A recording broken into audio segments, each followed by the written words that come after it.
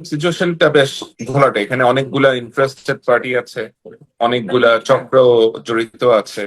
অনেকে নিজের দিকে এটার ফলাফল প্রভাবিত করার চেষ্টা করে চলেছে। সরকার বিভিন্ন সংস্থার ভেতরে তারা যেভাবে বিভিন্ন জায়গাতে প্রশাসনের ভিতরে ডিসি, এসপি তাদের দলীয় লোকজনদেরকে নিয়োগ করেছে।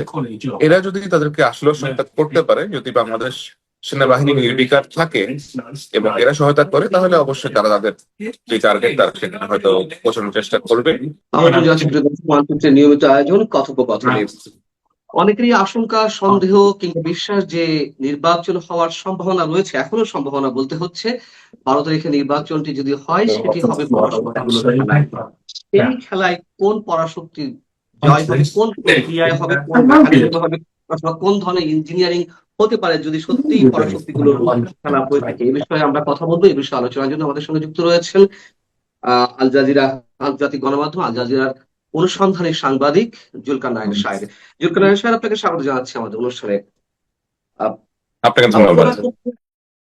প্রথমেই যদি জানতে চাই, মানুষের মধ্যে যে বদ্ধমূল একটা ধারণা জন্মেছে যে এই নির্বাচন আসলে নির্বাচন নামেই মাত্র হচ্ছে, এর আগে অনেক নির্বাচন এরকম হয়েছে, এটি আসলে শো অফ, এখানে কোন একটি বিশেষ শক্তি খেলছে, এই ধারণার সঙ্গে আপনার অনুসন্ধান কি বলে, আপনি কি মনে করেন?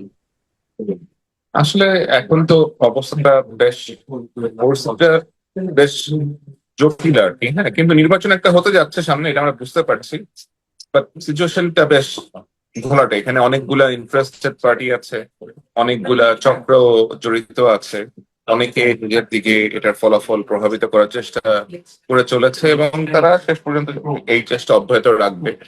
বিভিন্ন ভাবে নির্বাচনে যারা প্রতিদ্বন্দ্বিতা করছেন, বিভিন্ন প্রার্থীকে মেলাইন করার একটা চেষ্টা করা হচ্ছে বিভিন্ন ভাবে।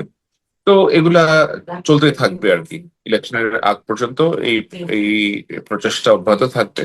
আমার মনে হয় ইলেকশন হলে তারপরে আমরা বুঝতে পারবো যে আসলে কার কোথায় কি ইচ্ছা ছিল। এর আগে ধরেন ইলেকশনের মধ্যে একটা সেন্সিটিভ বিষয় নিয়ে কে রিগিং করছে বা কারা রিগিং এর সাথে জড়িত, এ ধরনের বিষয় এখন এই পর্যন্ত কোন রকমের মন্তব্য না করাই বেটার। ওয়াশিংটন পোস্টে যে একটি রিপোর্ট পেয়েছে, একটা অডিও রেকর্ডও ফাঁস করা হয়েছে এবং সেটির সঙ্গে আপনার অবশ্যই কিছুটা নয়, মোটামুটি একটা বড় কৃতিত্ব রয়েছে, যেটা আপনার মাধ্যমে ওয়াশিংটন পোস্টের হাতে গেছে যে রেকর্ডটি। সেই রেকর্ডের ভাষ্য অনুযায়ী যুক্তরাষ্ট্র চায় জামাতকে ক্ষমতায় দেখতে এবং যুক্তরাষ্ট্র কোনো অবস্থাতেই শরিয়া আইন বাস্তবায়ন হোক সেটি চায় না। হলে সেক্ষেত্রে তারা স্যাংশন দেবে যদি জামাত ক্ষমতায় আসে, এবং তারা যা চাইবে সেটাই করতে পারে। জামাতের সাম্প্রতিক যে মন্তব্যগুলো এই বিষয়ে বা অন্য বিষয়ে, এখান থেকে অনেকে ধারণা করছে এগুলো আসলে জামাতের লেবাস, জামাত ক্ষমতা আসলে শরিয়া আইন ঠিকই বাস্তবায়ন করবে। এই বিষয় কিন্তু যুক্তরাষ্ট্রের কানে যাচ্ছে না যদি যুক্তরাষ্ট্র ওই মানসিকতাই প্রকাশ করে থাকে। পরিবর্তিত অবস্থায় যুক্তরাষ্ট্র তার মানসিকতার কোনো পরিবর্তন আনছে কি? যুক্তরাষ্ট্রের যুক্তরাষ্ট্রের ওই কূটনৈতিকের সাথে বাংলাদেশের কিছু মহিলা জার্নালিস্টের যে কথোপকথনটা হয় এবং সেখানে যে বিষয়টা প্রকাশ পায় যে মহিলা সাংবাদিকদেরকে আসলে ডাকা হয়েছিল দূতাবাসের ভেতরে এক রকমের বোঝানোর জন্য যে যদি জামায়াতে ইসলামী ক্ষমতায় আসে তাহলে তারা শরিয়াল আইন বাস্তবায়ন করবে না, জামায়াতে ইসলামী আসা কেন তাদের জন্য ভালো হতে পারে, এবং অন্য যে প্রতিদ্বন্দ্বী দলটি আছে নির্বাচনে বিএনপি, তাদের বিষয়েও এখানে বেশ বিশদগার করা হয়।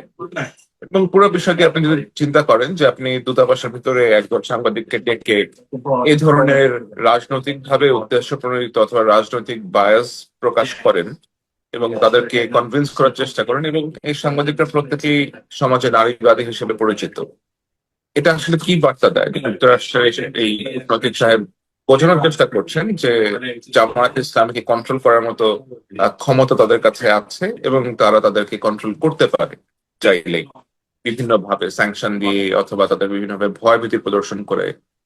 এবং তারা এটাও বলেছে যে আসলে কোনো সমস্যা হবে না আমাদের সাথে, তাদের এমন সম্পর্ক যে আমরা ফোন তুলে বলবো তুমি এটা এভাবে করো, ওইটা এভাবে করো, তারা ওইটা এভাবে করবে এভাবে করবে। এখন আমরা যেটা জানি যে যুক্তরাষ্ট্র দেশ হিসেবে সাধারণত তারা দুর্বল গণতন্ত্রের দেশদের সাথে সম্পর্ক রাখতে বেশ পছন্দ করে। দুর্বল গণতন্ত্রের দেশে যে সমস্ত সরকার দুর্বল গণতন্ত্র এনশিওর করে এবং দুর্বল গণতন্ত্রের নেপথ্যে থাকে, তারা তাদেরকে প্রেফার করে।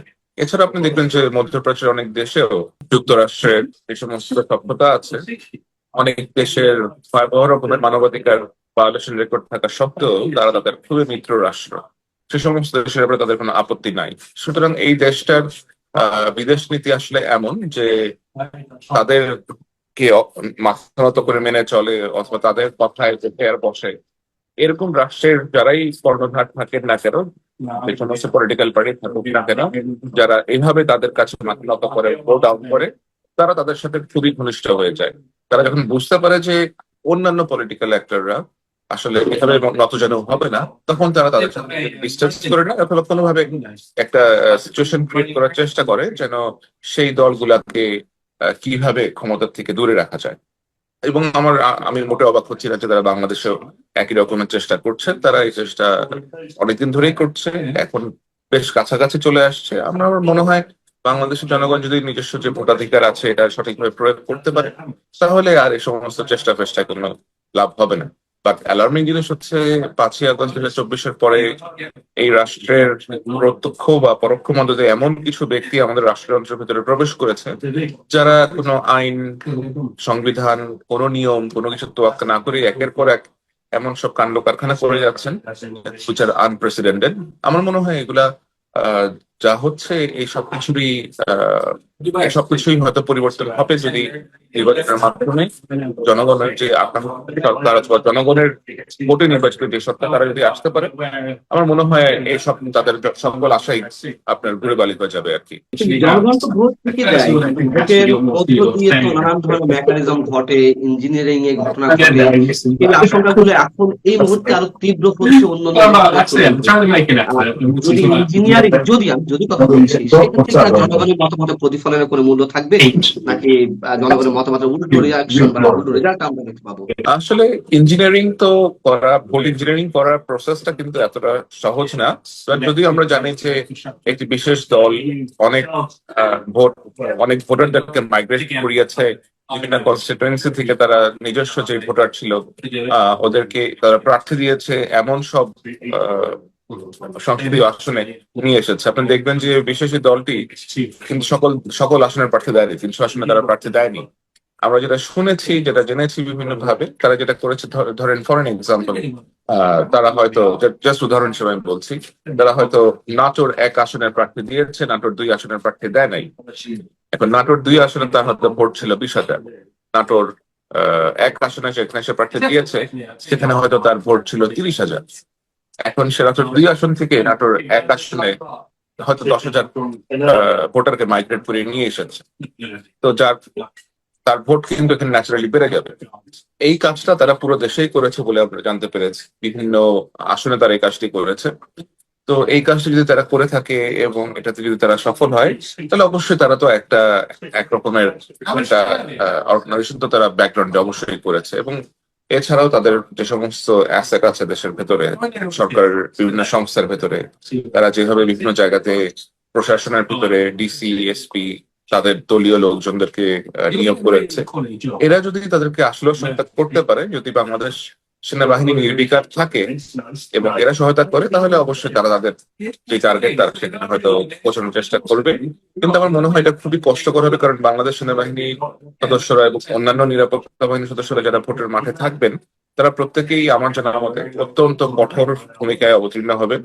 এবং যদি এ ধরনের ইরেগুলারিটিস দেখা যায়, লক্ষ্য করা যায়, তাহলে সম্ভবত যেটা করা উচিত দেশের প্রচলিত আইন মেনে তারা হয়তো সেই পদক্ষেপটাই গ্রহণ করবেন। আর এই সবকিছু ডিপেন্ড করে বর্তমান সরকারের আগ্রহের উপরে, তারা কতটা আগ্রহী ভোটটা যেন সফলভাবে হয় সে বিষয়ে। তো আমার মনে হয় আমাদের অপেক্ষা করা উচিত, দেখা উচিত 12 তারিখে কি কি হয় এবং 12 তারিখের আগে পর্যন্ত কি কি হয়। কারণ আমরা শুনতে পাচ্ছি 12 তারিখের আগে 12 তারিখে যেন ইলেকশনের সকল আয়োজন যেন পণ্ড করা যায়, এটাকে করতে বেশ কিছু মহল উঠে পড়ে লেগেছে।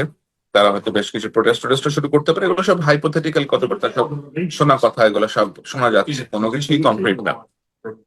সো আমি একেবারেই নিশ্চিত করে বলতে পারছি না যেমন কিছু হবে, বাট এগুলো শোনা যাচ্ছে। আকাশে উঠছে এরকম অনেক আলাপ। এই জায়গা থেকে আপনার কাছে প্রশ্ন, আপনার এই মানে তাৎক্ষণিক এই মন্তব্যের পরিপ্রেক্ষিতে আপনার ইউনূস সরকার কতখানি নিরপেক্ষ থাকবে এই ইলেকশনে, এবং একই সঙ্গে যেটি শোনা যাচ্ছে যে বিশেষ একটি শক্তি নির্বাচন বন্ধ করতে পারে, নির্বাচন বয়কট করতে পারে, যা শোনা যাচ্ছে তার ভিত্তি কতখানি হতে পারে? কেউ বলছে বিবেচনা নেওয়ার মতো বিষয় কিনা? বিবেচনা তো কিছুটা নিতে হবেই, কারণ আমরা দেখেছি এমন অনেক অনেক ঘটনা ঘটছে। এছাড়াও ধরেন আমাদের সাবেক যে দলটি ছিল বাংলাদেশের রাষ্ট্র ক্ষমতায়, যে স্বৈরাচারী শক্তি রাষ্ট্র ক্ষমতা ছিল, তারাও যে চুপ করে বসে থাকবে ব্যাপারটা কিন্তু এরকম না। তাদের কাছ থেকেও আপনার প্রেশার আসবে, তারাও কিছু হয়তো করার ফন্দি ফিকির করছে। সুতরাং সকল দিক মিলিয়ে নির্বাচনটা যেন সঠিকভাবে হতে পারে এটাই আমরা কামনা করি। আর দেশের অভ্যন্তরে যারা আছে তাদের যে একটা ইচ্ছা আছে ক্ষমতায় চলে আসার, যেভাবেই হোক, তারা যদি নির্বাচনের ফলাফল বুঝতে পেরে জনগণের কাছে কাদের কাদের গ্রহণযোগ্যতা বেশি এটা বুঝতে পেরে ইলেকশনটাকে পণ্ড না করার চেষ্টা করে, তাহলে আমার মনে হয় না আর কোনো সমস্যা হবে আর কি। আমি সবাইকেই আমার প্রতি আমার যে পরামর্শ থাকবে সকলের প্রতি সেটা হচ্ছে যে আপনি নির্বাচন করেন, নির্বাচন করে দেখেন জনগণ আপনাদেরকে কতটা চায়। আর it is a democratic process. আপনারা যদি ডেমোক্রেটিক প্রসেসকে সম্মান করেন তাহলে আমার মনে হয় না এখানে আর কোন রকমের আশঙ্কা থাকবে অথবা কোনো কিছু নিয়ে উল্টাপাল্টা করার কোনো সুযোগ এখানে আছে। কারণ অনেক অনেক বছর পরে বাংলাদেশের সাধারণ মানুষজন একটা ইলেকশন পেয়েছে যেখানে তারা হয়তো ভোটটা নিঃসংকোচে দিতে পারবে। তো এই ভোটটা দেওয়া উচিত, ভোটে সকলেরই পার্টিসিপেট করা উচিত। প্রত্যেকটা নাগরিক যারাই ভোটার আছেন প্রত্যেকে তাদের নিজস্ব ভোটাধিকার প্রয়োগ করা উচিত এবং সচেতন থাকা উচিত যে আশেপাশে কি ঘটছে, ভোটকে ঘিরে যে সমস্ত ষড়যন্ত্র চলছে এগুলো নাগরিকদের স্বউদ্যোগেই আসলে খোঁজ খবর নেওয়া উচিত। আমি এই জায়গায় আসবো, একটা প্রশ্ন থাকবে। তার আগে যে প্রশ্ন করেছিলাম, ডক্টর ইউনূস সরকার কতটা নিরপেক্ষ থাকবে এই নির্বাচনে? নিরপেক্ষ তো এখন তাদের আমরা দেখতে পাচ্ছি যে তাদের ভেতরেও কিছু লোকজন আছে। এটা আমরা অনেকবারই অনেকে বলেছেন, আমিও বলেছি। ভেতরে কিছু লোকজন আছেন যারা একেবারে নিরপেক্ষ না, যারা বেশ বায়াস, এবং তারা নির্বাচনটা যেন না হয় এর জন্য অনেকদিন ধরেই তারা চেষ্টা করেছে।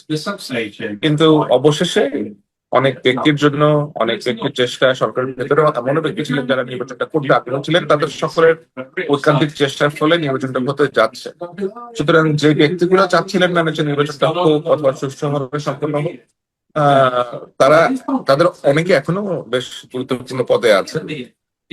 কিন্তু ওই যে বললাম যে কিছু ভালো মানুষও আছে, ভালো মানুষের চেষ্টায় হয়তো ইলেকশনটা হয়ে যাবে এবং হয়তো পাবলিকের যে রিফ্লেকশন, পাবলিকের যে অপিনিয়ন, সেটাই সেই ফলাফলটাই আমরা পাবো।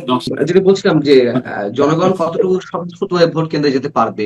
জনগণের একটি অংশ এর মধ্যে সন্ত্রস্ত হয়ে আছে, তারা কাকে ভোট দেয়, তারা বাড়ি থেকে বের হয় কিনা, আদৌ ভোট কেন্দ্রে যায় কিনা, এগুলো নোটিশ করা হবে। এরকম ওপেন ডিক্লিয়ারও কেউ কেউ দিচ্ছে।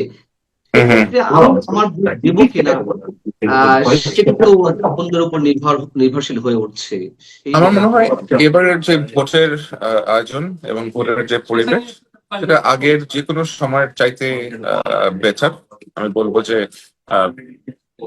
যারা ভোটার আছেন তাদের উপরে কোনো প্রেশার নাই, তারা ওরকম ভয় ভীতির কোনো ছায়া নাই। একটা সিরিয়াস কনসার্ন অবশ্যই হচ্ছে ল এনফোর্সমেন্ট সিচুয়েশন, নিরাপত্তা অবস্থা যে দেশের 5ই আগস্ট 2024 পর থেকে বেশ ভঙ্গুর।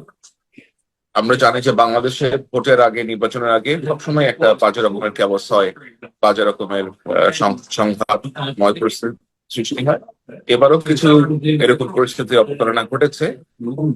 যদি এই ধরনের পরিস্থিতি একটা সহনশীল পর্যায়ে থাকে, আমার মনে হয় ভোটাররা স্বতঃস্ফূর্ত ভাবে ভোট দিতে যাবেন। ভারতের ভূমিকা শেষ কি হবে আপনি কি মনে করছেন? যুক্তরাষ্ট্র নিয়ে আলোচনা করছেন, ভারতের ভূমিকা কি হবে আর কি হচ্ছে? দেখেন, ভারত আমাদের সব থেকে বড় প্রতিবেশী। ভারতের সাথে আমরা সরাসরি ল্যান্ড বর্ডার শেয়ার করি, আমাদের সি বর্ডারও কিছু অংশ দিয়ে আছে, বাট ল্যান্ড বর্ডার আমরা সব থেকে বড় ভারতের সাথে শেয়ার করি। এবং সব থেকে বড় প্রতিবেশী রাষ্ট্র হিসেবে প্রতিবেশী রাষ্ট্রের সাথে আপনাকে একটা সম্পর্ক বজায় রাখতে হবে। কিন্তু ভারত অতীতে যে কাজকর্ম করেছে, তারা যেভাবে বাংলাদেশের জনগণের পরিবর্তে বাংলাদেশ আওয়ামী লীগের সাথে সম্পর্ক তৈরি করেছে, সেটা খেসারত তারা এখন অবশ্যই দিচ্ছে। বাংলাদেশের সাধারণ মানুষের মনে যে একটা ভারত বিরোধী মনোভাব তৈরি হয়েছে, ভারতের কোনো বিশেষ খেলা থাকবে কিনা এই ইলেকশনকে কেন্দ্র করে? ভারত তো অবশ্যই ইলেকশনকে ভালো করে মনিটর করছে, কিন্তু তারা যদি বদমাশি করতে চায়, তারা তো বদমাশি করার অবশ্যই অনেক উপাদান তাদের কাছে আছে। তাদের যারা সহযোগী ছিল আগে, যারা তাদের দেশে এখন আশ্রিত অবস্থায় আছে, তারা যদি তাদেরকে ব্যবহার করে দেশের মধ্যে কোনো অনাকাঙ্ক্ষিত পরিস্থিতি সৃষ্টি করতে চায়, সেটা তারা খুব বেশ ভালো করেই করতে পারে এটা। এবং অবশ্যই সেটা আশঙ্কা তো রয়েছেই। আপনি এর আগে মন্তব্য করেছেন যে এবার ইলেকশন যা হচ্ছে তার ফলাফল যে একটা টার্ম পার্লামেন্ট হতে পারে, সেটা কোন বিবেচনা একটু বলছেন, মানে ওই জন্য কাদের আপনাকে বললাম, আমি আপনাকে যেটা বলেছিলাম প্রথম দিকে, যে একটি বিশেষ দল কিন্তু সকল আসনের প্রার্থী দেয়নি। তারা বুঝে শুনেই এমন সকল আসনের প্রার্থী দিয়েছে যেখানে তাদের একটা শক্ত অবস্থান আছে, এবং তারা যে ভোটারদেরকে মাইগ্রেট করে নিয়ে এসেছে ওই সমস্ত আসনে। সুতরাং তাদের ইন্টেনশনটা হচ্ছে এমন একটা পার্লামেন্ট গঠিত হয় যেখানে সরকারি দল এইটার বেশ দুর্বল অবস্থা থাকে, অথবা দুই পক্ষ মিলে সরকার গঠন করতে হয়, অথবা সরকারে একটা একটা নাজুক পরিস্থিতি সৃষ্টি হয়ে পার্লামেন্ট একটা ঝুলন্ত পার্লামেন্টে পরিণত হয়। এই ধরনের লক্ষ্য নিয়ে একটা গোষ্ঠী অগ্রসর হয়েছে অনেকদিন ধরে। তো এই বিবেচনায় এটা আসলে বলা হয়েছিল যে তারা পার্লামেন্ট করতে চায়, এবং এটা নিয়ে আলোচনা হচ্ছে। এটা নিয়ে সরকারের ভেতর থেকে অনেক বিভিন্ন সময় বিভিন্ন জায়গাতে আলোচনা করেছেন, আভ্যন্তরীণ অনেক গ্রুপে এগুলো নিয়ে আলোচনা হচ্ছে। তো সেসব কিছু বিবেচনা নিয়ে এটা বলা হয়েছিল। অনেক অনেক ধন্যবাদ জুলফিকার সাহেব, আপনাকে আমাদেরকে সময় দেওয়ার জন্য। আপনি ভালো থাকবেন, দর্শক আপনারা ভালো থাকবেন।